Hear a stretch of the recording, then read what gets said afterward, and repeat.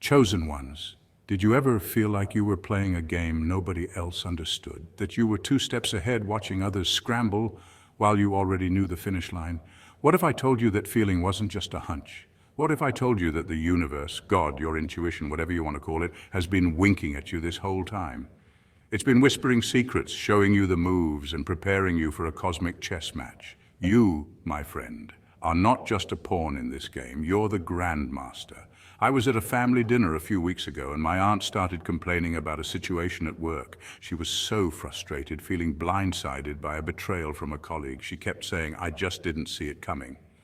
And I sat there biting my tongue because my spirit was screaming, "Yes, you did." The signs were all there, the offhand comments, the subtle shifts in energy, the weird feeling in your gut.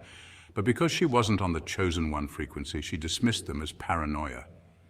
Meanwhile, you and I, we're the ones who catch the little flickers, the whispers in the wind, and the subtle shifts in the matrix. They finally caught on and they're looking foolish. That's the bold statement. The world is in a state of chaos, confusion, and what feels like mass awakening. And a lot of people are just now starting to see what you've known all along. They're trying to figure out the rules of a game you've been mastering since birth. They're panicking, and you're sitting back with a knowing smile, sipping your spiritual tea because you've been doing the work.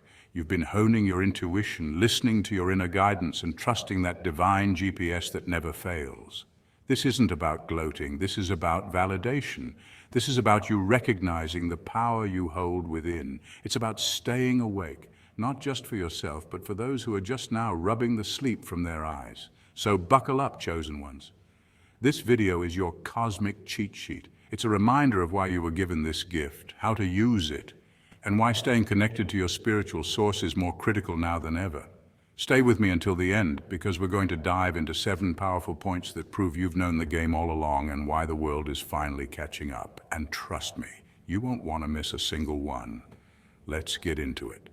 Point 1. You've always felt like an outsider. Remember being a kid and feeling like you just didn't belong? Like you were in the same room as everyone else, yet somehow experiencing a completely different reality. You spoke the same language, shared the same classes, maybe even the same lunch table, but it felt like you were tuned into something nobody else could hear. While others focused on fitting in, you were too busy wondering why no one else saw the cracks in the surface. You asked questions that made adults shift uncomfortably in their seats. You pointed out contradictions in your surroundings with an honesty that felt dangerous to those who'd grown comfortable in denial. This wasn't because you were difficult or defiant, it was because your spirit came wired differently, designed to detect a deeper signal. It's like your soul had already begun receiving downloads from a divine frequency long before others even knew such a station existed. That wasn't a malfunction. That was your spiritual operating system activating early, far ahead of schedule. Here's where it gets interesting. Society, which often fears what it can't control or understand, labeled you as weird, too intense, or too sensitive. But what if the real issue wasn't that you didn't follow the crowd, but that the crowd was lost and you had the map? What if your sense of not belonging was never about rejection, but about redirection? Your feelings of isolation weren't signs that something was wrong with you. They were markers that you were being set apart for something bigger. In spiritual circles, this is often called divine placement.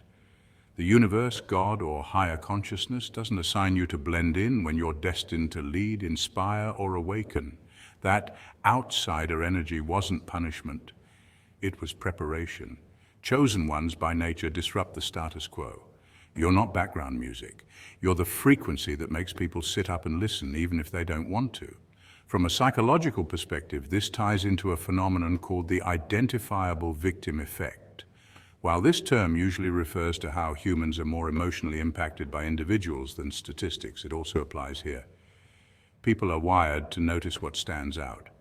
When someone doesn't conform to the herd, when they move through life by their own internal compass, others can't help but pay attention. Your mere existence became a kind of mirror. And let's face it, mirrors aren't always flattering. You didn't have to lecture or preach. Just being you forced others to confront the parts of themselves they were hiding from. And that kind of reflection, it's uncomfortable. You were a walking wake-up call, and people either resented or revered you for it. That's why so many chosen ones experience early life trauma, bullying, rejection, and loneliness. The isolation was brutal, but it was also sacred. It taught you self-reliance. It pushed you to develop an inner sanctuary when the outer world didn't feel safe. While other kids memorized social scripts, you studied truth. While they played pretend, you pondered purpose. You weren't arrogant, you were awake. And in a culture that celebrates conformity, authenticity feels like rebellion. But that quiet defiance became your greatest strength. You learned to stand alone, not because you enjoyed solitude, but because you were called to become whole without external approval. Now, years later, those same traits that made you the weird kid have become your superpowers. People who once ignored or underestimated you now watch you with curiosity, maybe even envy. They sense something in you that they can't quite name. They call you mysterious, grounded, and magnetic. But the truth is, you haven't changed. You've just stopped apologizing. You've embraced your difference instead of burying it. And that shift, it's not just personal, it's powerful.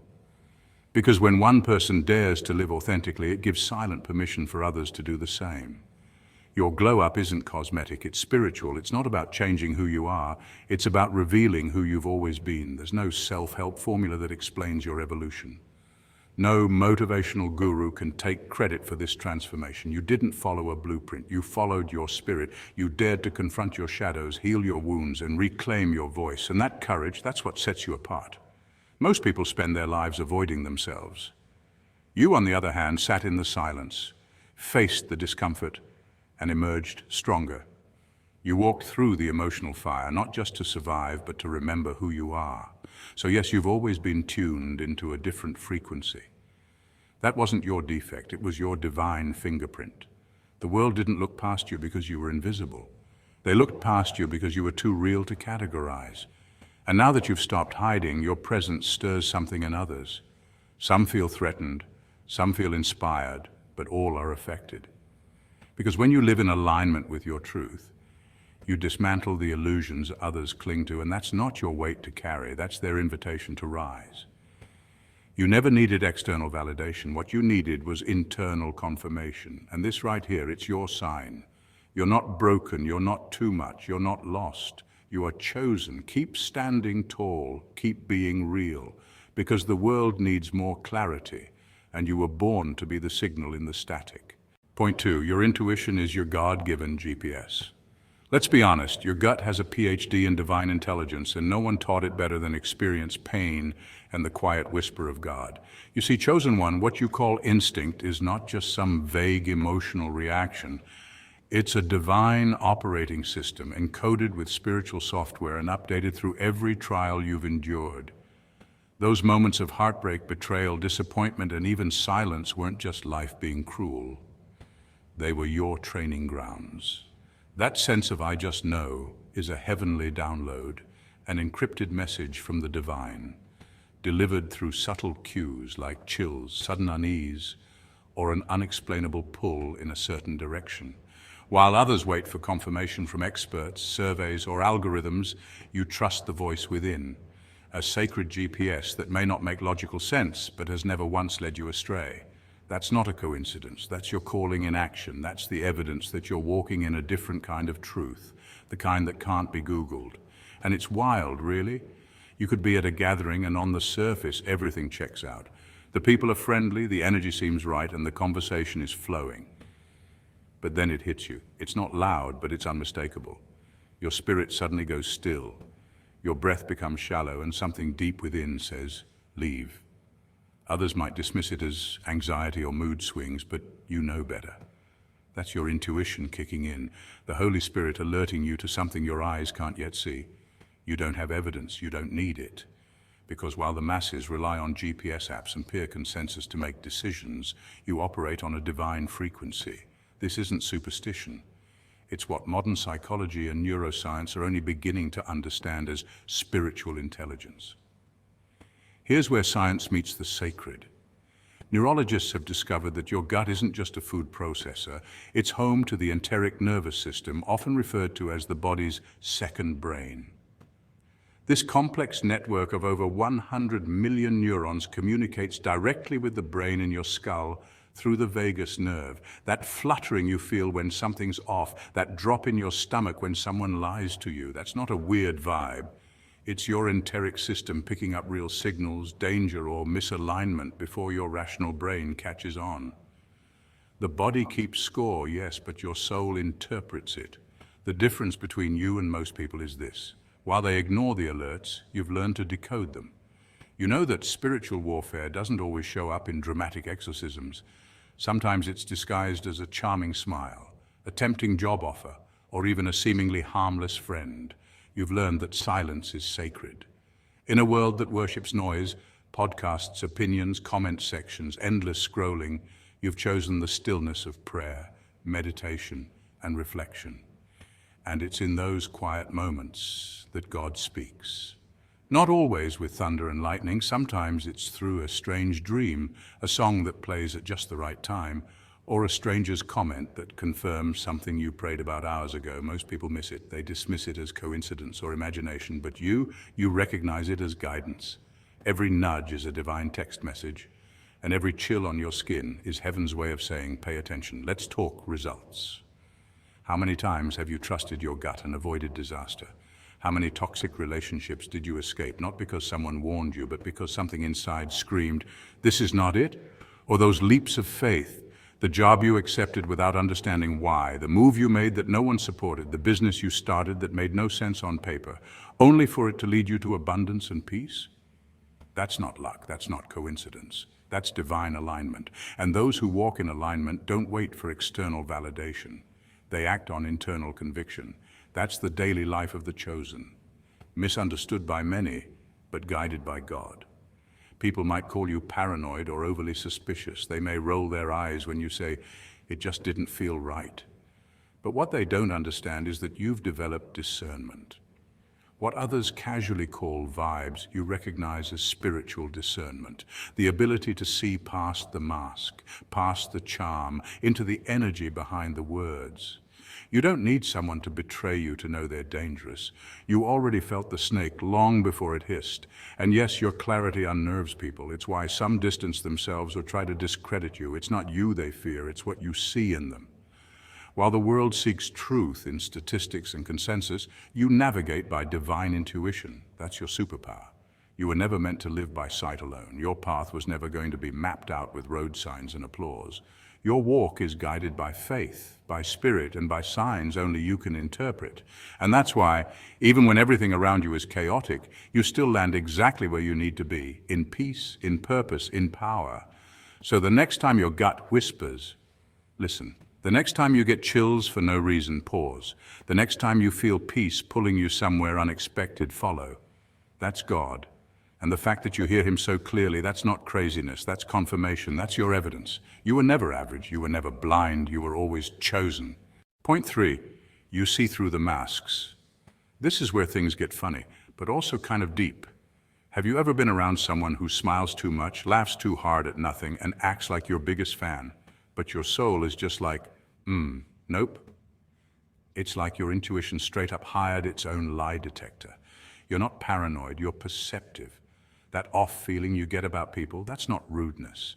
That's spiritual radar, activated. And the chosen ones, oh, we're equipped with the premium version. No upgrades needed. See, while most folks are dazzled by charisma and pretty packaging, you're scanning the barcode.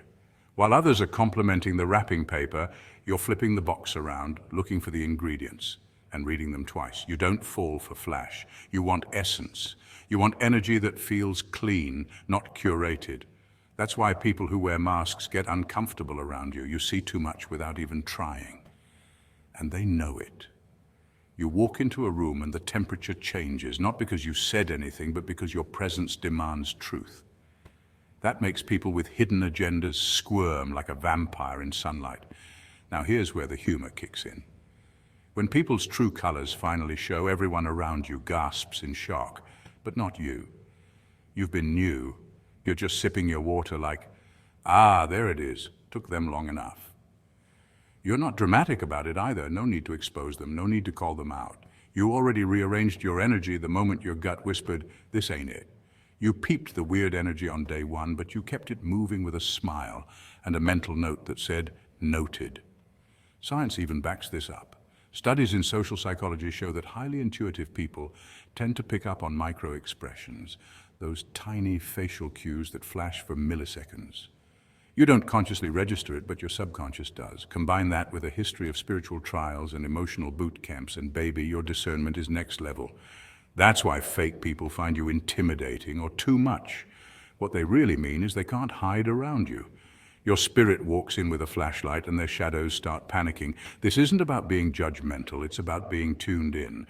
Chosen ones don't sit around gossiping or scheming. We're too busy healing, growing, and moving differently. But if you lie to our face while wearing a smile, trust us. We felt that shift before you even opened your mouth.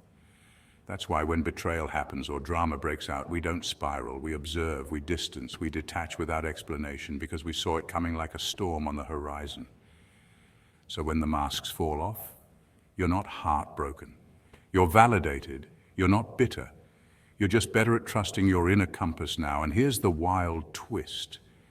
People will still act like you're the one who changed, when in reality you just stopped pretending you didn't see the truth. That's the chosen, one gift and the curse. You walk through life with spiritual X-ray vision, and sometimes it feels like everyone's walking around in costume while you're just trying to have real conversations.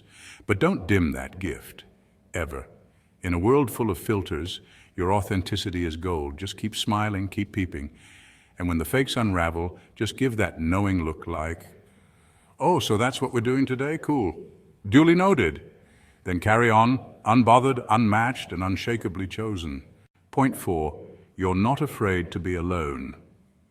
In a world where everyone's scrolling, snapping, and desperately signaling their existence through likes, hashtags, and filtered lives, chosen ones move differently.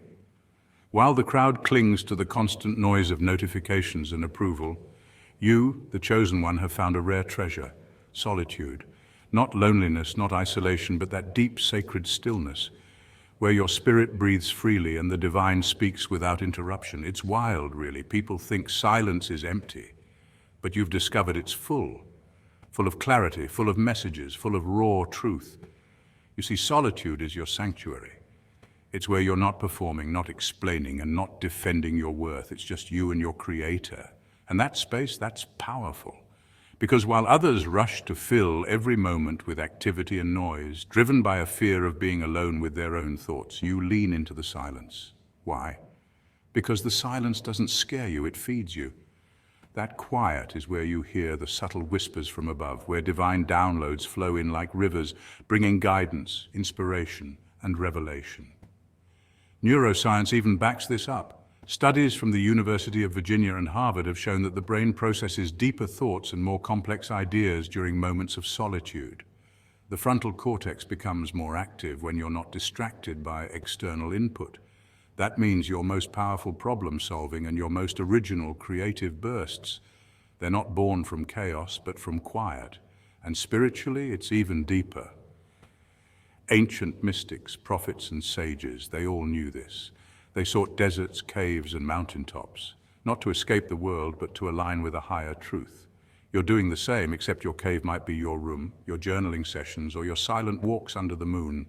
People often misunderstand the chosen one's solitude. They confuse your withdrawal for weakness and your quiet for shyness, or worse, arrogance. But if they only knew, you're not hiding, you're refining. You're preserving your energy from all the spiritual pollution out there, the drama, the competition, the performative friendships. You've realized that not every room deserves your presence, not every conversation deserves your voice, and not every person deserves access to your peace. That's not ego, that's wisdom. The most profound truths are revealed when the world stops shouting and you finally hear the still, small voice that says, "This is the way, walk in it." That voice doesn't yell over Instagram reels or gossip threads. It waits for you in the quiet.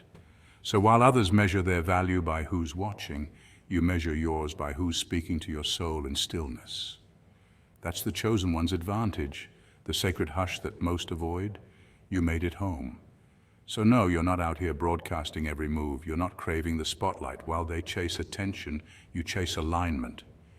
And in that alignment, you found something this noisy world can't offer: peace that passes understanding, power that doesn't have to prove itself, and purpose that's downloaded straight from the source. And maybe that's why you seem so unbothered, because you are.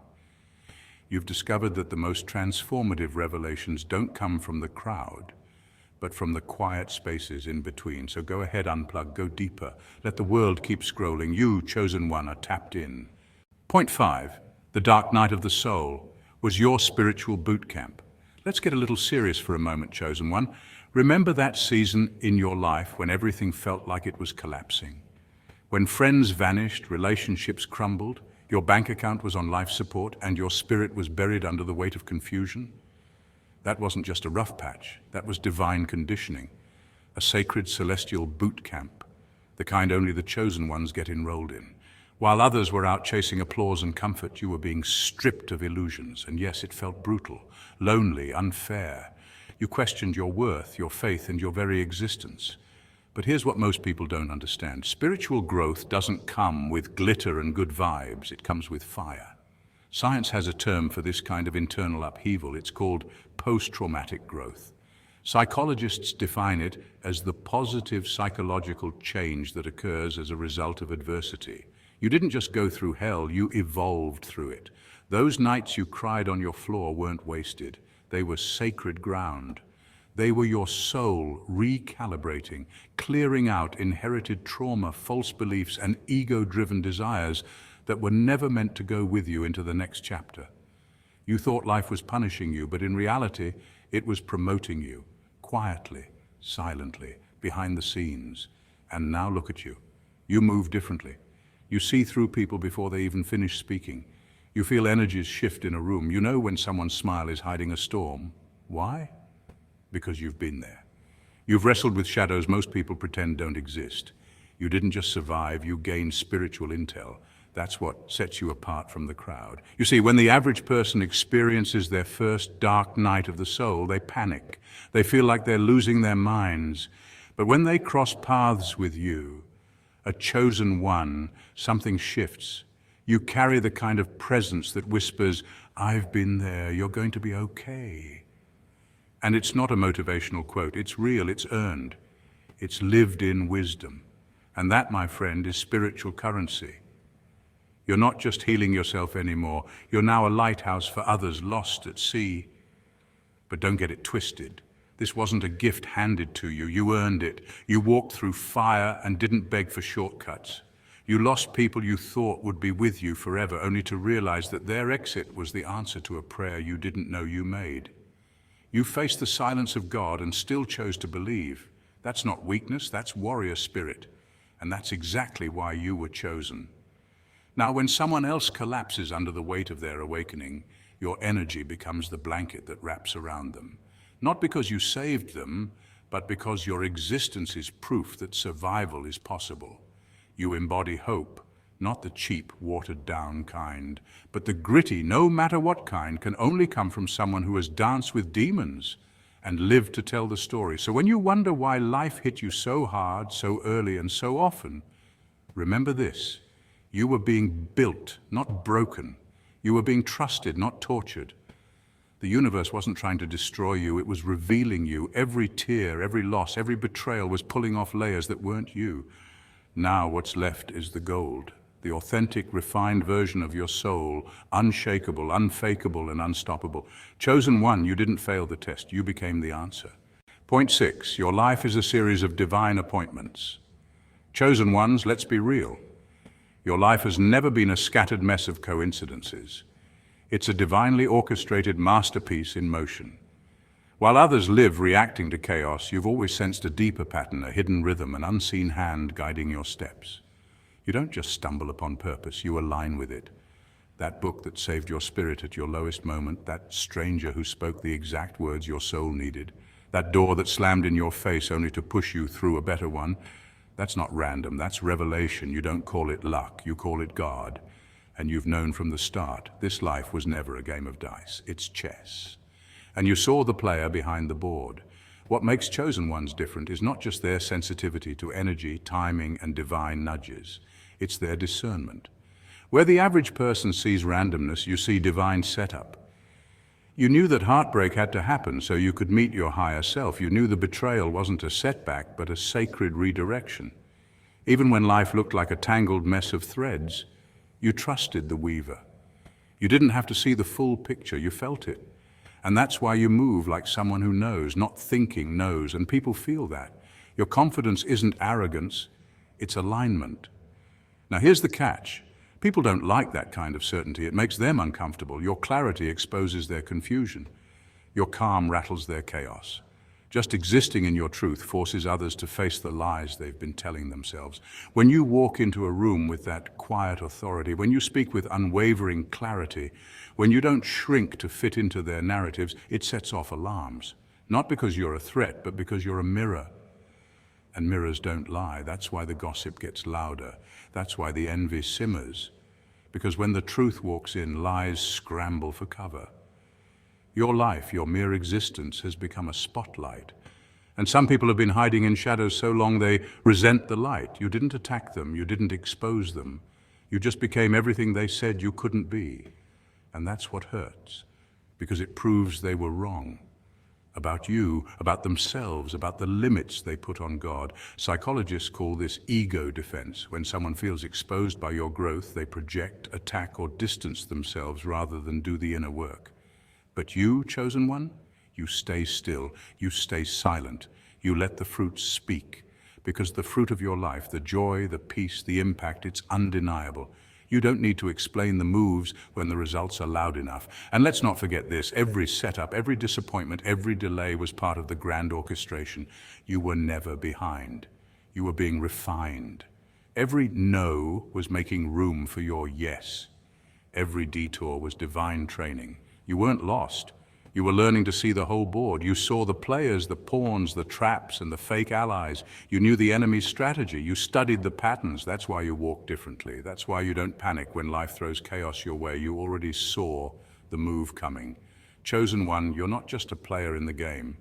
You're the piece God picked out for a very specific purpose, and He moves you with intention. People won't always understand your strategy. That's fine. They weren't meant to. Because this level isn't about pleasing the crowd. It's about fulfilling the calling. So keep trusting the unseen plan. Keep moving in silent confidence. Keep letting your life be the message. And when the world tries to rattle you with noise, smile, because deep down, you knew the game all along. And now, you're winning it. Point 7, you understand the power of forgiveness. This is perhaps the most powerful truth of all. Chosen one. When you forgive, you break the chains that tried to keep you bound. Forgiveness isn't about weakness. It's not some soft, passive act of letting people off the hook. No, it's a warrior's choice, an act of inner strength, because you've realized that holding on to anger and resentment is like drinking poison and expecting the other person to suffer. And haven't you suffered enough already? You've been betrayed, you've been lied about, you've been misunderstood, overlooked, and underestimated more times than you can count, and every time it happened, it burned.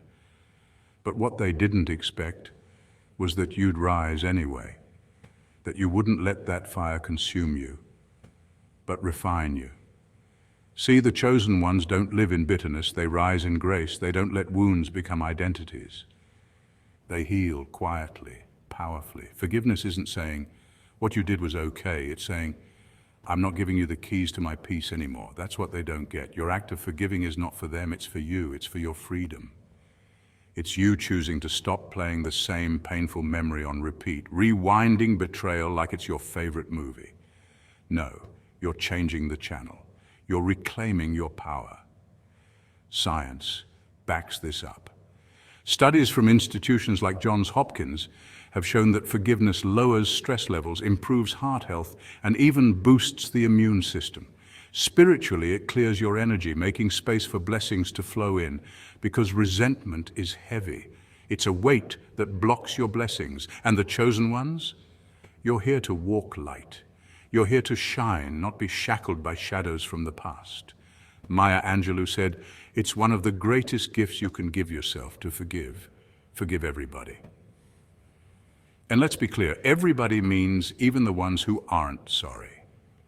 The ones who will never admit they did you wrong. Because your peace is not up for negotiation. You've reached a level of spiritual maturity that most only talk about. You've walked through the valley and didn't become bitter. You became better. So forgive them, chosen one. Not because they deserve it, but because you do. Because your destiny is too big for baggage, and your light, it's too pure to carry the residue of their darkness. So, chosen ones, I hope this video has served as a powerful reminder of who you are and the journey you're on. You've known the game all along, and the world is finally waking up to the truth you've been living. Don't dim your light to make others comfortable. Instead, shine brighter. Be an example, be a guide, stay connected to your spiritual source, and continue to walk in your purpose. If this resonated with you, hit that like button, subscribe to the channel, and share this video with another chosen one who needs to hear this. Let's keep this conversation going in the comments below. What was the moment you realized you knew the game all along? Tell me your story. Until next time, stay blessed and stay awake.